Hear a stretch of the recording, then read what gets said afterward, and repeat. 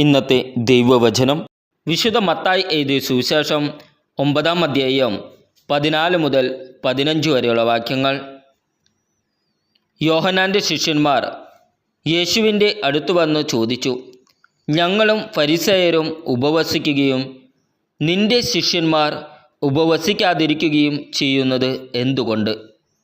അവൻ അവരോട് പറഞ്ഞു, മണവാളൻ കൂടെയുള്ളപ്പോൾ മണവറത്തോഴർക്ക് ദുഃഖം ആചരിക്കാനാവുമോ? മണവാളൻ അവരിൽ നിന്ന് അകറ്റപ്പെടുന്ന ദിവസങ്ങൾ വരും, അപ്പോൾ അവർ ഉപവസിക്കും. നമ്മുടെ കർത്താവായ ഈശോ മിശിഹായ്ക്ക് സ്തുതി.